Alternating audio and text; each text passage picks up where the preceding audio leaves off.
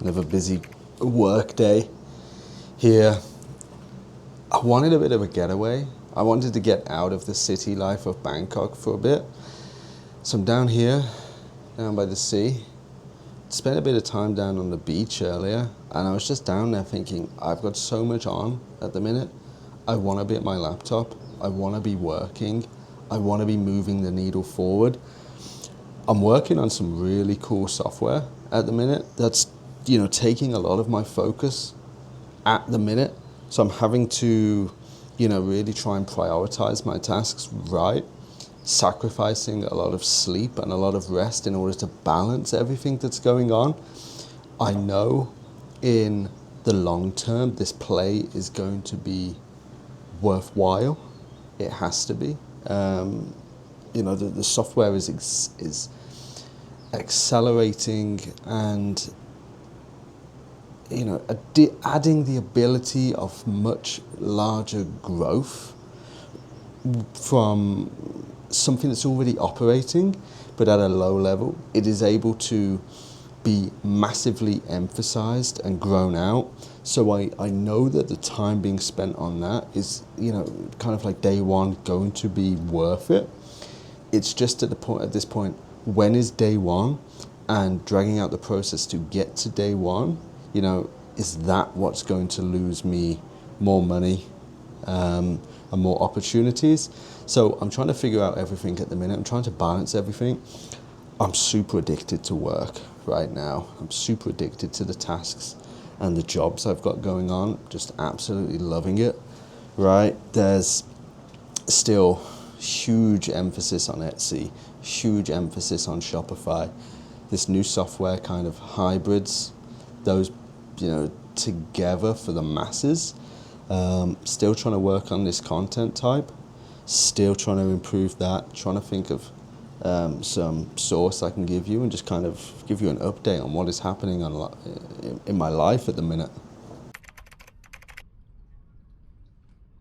So I've just been speaking to a few of the members of Etsy Mafia, the ones that are kind of been working in Etsy and ecom now for about 6 months, to try and get a bit of a better understanding as to issues they encounter, problems, the hardships, what kind of battles they've got to win in order to find success, because those guys are doing very well. They're doing, about 500, 1,000 in revenue a day.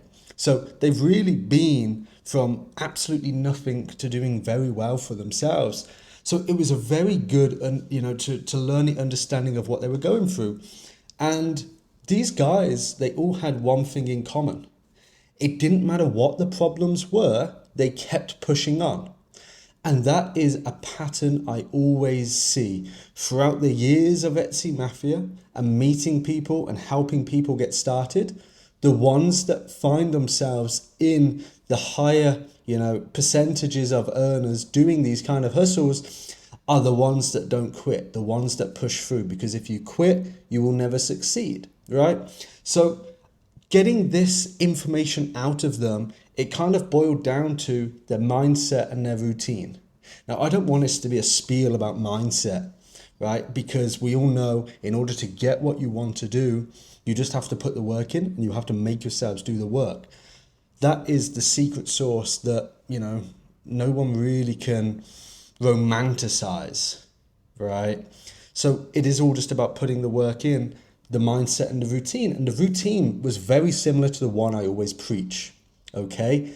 They focused on maintenance, ensuring that they had a stable ground, right? So they ensured all of the stores they were running were in a good shape.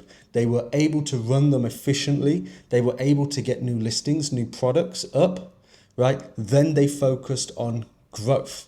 And what they were focusing on these new stores was, yes, they were opening stores with the secure opening, bypass parameters, nice, strong setups, right? They were doing that. But when it got to it, they were doing deep research. They were making really well optimized listings, and they weren't stopping. They were doing it for hours and hours every day. There's some guys there that work full-time jobs, 8 hours, 10 hours a day, hard graft work, and still coming home, putting in more hours into the listings.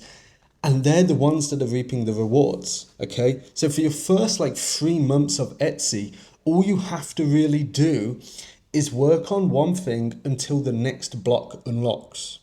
So the first thing you need to do on a store is product research and get products up and work on how good you are at making those products, those listings, whether that be your SEO, whether that be your product research, whether that be your product images, using all the AI tools on the market to make sure that you have an efficient workflow. Because if you're limited for time, you can't be using that limited time inefficiently.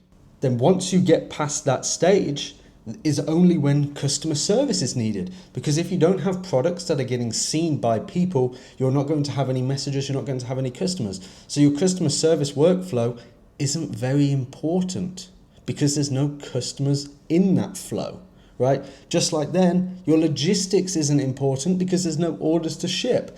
So you only worry about listings, getting very good at listings, and once you're in a decent spot at listings, you're going to get sales.